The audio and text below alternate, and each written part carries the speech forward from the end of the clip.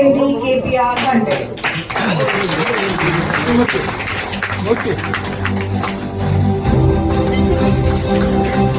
ಜೀವನದಲ್ಲಿ ಈ ನಿಮ್ಮ ಅಡೋಲಸೆಂಟ್ ಪೀರಿಯಡ್ ಅಲ್ಲಿ ಅಥವಾ ನಂತರ ಕೂಡ ಯಾರನ್ನಾರು ಲವ್ ಮಾಡಿದ್ರದ?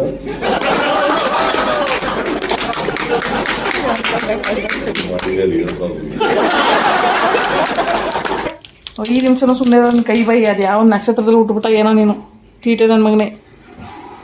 ಗುಂಡುನೇ ಹಂಗೋ ಬೇರೆ ಮನೆ ಬಿಟ್ಟು ಬಂದಿದ್ದೀನಿ, ನಿನ್ನ ಬಿಟ್ಟು ಬರೋಕ್ಕಾಗಲ್ವಲ್ಲ. ನೀನು ತೀಟೆನ ಯಾರು ಇಡ್ಸ್ಕೊಳ್ಳೋದೇ ಇಲ್ವೇ? ಜೀವನದಲ್ಲಿ ನಾನು ಕಲಿತಿರುವಂಥ ಒಂದು ಪಾಠ ಏನಪ್ಪ ಅಂತ ಹೇಳಿದರೆ, ಪರಿಸ್ಥಿತಿ ನನ್ನ ಸೋಲಿಸಿರ್ಬೋದು, ಬಟ್ ನನ್ನ ಗಟ್ಟಿ ಮನಸ್ಸು ನನ್ನ ಗೆಲ್ಲಿಸ್ತಾ ಇದೆ. ಯಾವತ್ತಾದ್ರೂ ಅಡಿಗೆ ಮನೆಗೆ ಹೋಗಿ ಒಂದ್ ದಿವಸ ಅಡಿಗೆ ಮಾಡಿದ್ದೀರಾ? ಕನಿಷ್ಠ ಕಾಫಿ ಟೀ ಯಾರು ಮಾಡಿದ್ದಾರೆ? ಮಾಡಿದ್ದೀನಿ ಅಡಿಗೆ ಮಾಡಿದ ಕೆಲಸ.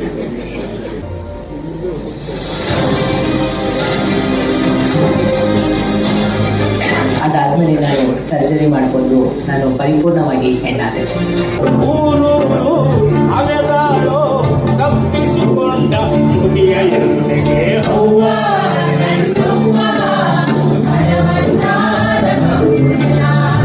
ಯಾಕೆ ವಿಶ್ವಾಸಾರ್ಹತೆಯನ್ನು ಉಳಿಸ್ಕೊಂಡಿದೆ ಅಂತಂದ್ರೆ, ನಾವು ದುಡ್ಡು ತಗೊಂಡು ಸುದ್ದಿನೂ ಹಾಕಲ್ಲ, ದುಡ್ಡು ತಗೊಂಡು ಪ್ರಶಸ್ತಿನೂ ಕೊಡಲ್ಲ. ನಮಸ್ಕಾರ. ದೀಪದ ಕೆಳಗೆ ಕತ್ತಲು ಅಂತಾರಲ್ಲ, ಹಾಗೆ ಬದುಕ್ತಾ ಇದ್ದಂಥವರನ್ನ ಗುರುತಿಸಿ ಬದುಕಿನ ಸಂಚಲನವನ್ನೇ ಮೂಡಿಸ್ತಾ ಇರುವಂತಹ ಇವರನ್ನ ಪ್ರಜಾವಾಣಿ ಸಾಧಕಿಯರು 2026ರಲ್ಲಿ ನಾವು ಅವರಿಗೆ ಪ್ರಶಸ್ತಿ ಪ್ರದಾನವನ್ನ ಮಾಡ್ತಾ ಇದ್ದೀವಿ. ಹುಡ್ಕೊಂಡು ಬಂದಿದ್ದಾಯ್ತು. 5th ಫ್ಲೋರಲ್ಲಿದೆ room. ಸೊ ಬಂದಾದ್ಮೇಲೆ ಸ್ಯಾರಿ ಹಾಕೋಬೇಕಲ್ಲ, ಡ್ರೆಸ್ ಆಗಿ ರೆಡಿಯಾಗಿ ಬನ್ನಿ ಅಂತ ಹೇಳಿದ್ರು. ಹಂಗಾಗಿ ಬೇಗ ಬಂದು ಸ್ಯಾರಿ ಹಾಕೊಳ್ತಾ ಅವಾಗ ಪಜಿತೀವಿ ನೋಡಿ, ಇಲ್ಲಿ ಆಗಲಾಕೈತೆ ಬಿಡಕ್ಕಾಗ್ತಿಲ್ಲ. ಸೊ ಹಿಂಗೆ ಮ್ಯಾನೇಜ್ ಮಾಡ್ತಾ ಇದೀನಿ ಸದ್ಯಕ್ಕೆ. ಉಂಡೆ ಎಲ್ಲೆಲ್ಲಿ ಹೋಗ್ಲಿ, ಇವತ್ತು ಮೈಸೂರು ಬಂದ್ಬಿಟ್ಟಿದ್ದೀನಿ ಅಂತ ನೋಡ್ತಾವನೆ. ಏನಪ್ಪ ಮೈಸೂರು ಬಂದ್ಬಿಟ್ಟೇನಪ್ಪ? ಯಾವ ಊರು ಹೋದ್ರೆ ನಿನಗೆ ಮಾಡಿದ್ದೆ ಮಾಡ್ಕೊಂಡು ಇರುವಂತ ಕಳ್ಳ ಮಗದು.